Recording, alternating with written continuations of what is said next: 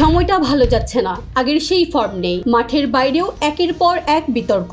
নাস্তানাবুদ সাকিব আল হাসান। এই মুহূর্তে ভারতে টেস্ট সিরিজ নিয়ে ব্যস্ত থাকা সাকিবের নামে দেশে হয়েছে হত্যা মামলা। সব মিলিয়ে যেন নিজের শেষ দেখতে পাচ্ছিলেন এক সময়ের 3 ফরম্যাটের বিশ্বসেরা এই অলরাউন্ডার। জাতীয় দলের কেরিয়ার সংক্ষিপ্ত করার সিদ্ধান্ত নিয়েছেন তিনি। টেস্ট ক্যারিয়ারের ইতি টানছেন সাকিব আল হাসান। মিরপুরে দক্ষিণ আফ্রিকার বিপক্ষে টেস্ট খেলেই লাল বলের ক্রিকেটকে বিদায় জানাবেন এক সময়ের এই নম্বর 1 অলরাউন্ডার। নিজেই জানিয়েছেন এই কথা।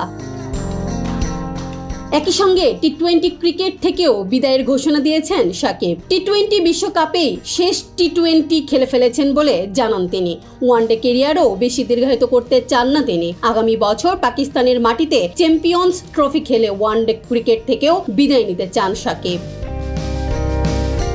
আজ বৃহস্পতিবার 26 সেপ্টেম্বর প্রেস কনফারেন্সে সাকিব বলেন, আমার মনে হয় টি-20তে আমি আমার শেষ ম্যাচ খেলে ফেলেছি। মিরপুর টেস্টে দক্ষিণ আফ্রিকার বিপক্ষে খেলতে পারলে সেটি হবে আমার শেষ টেস্ট।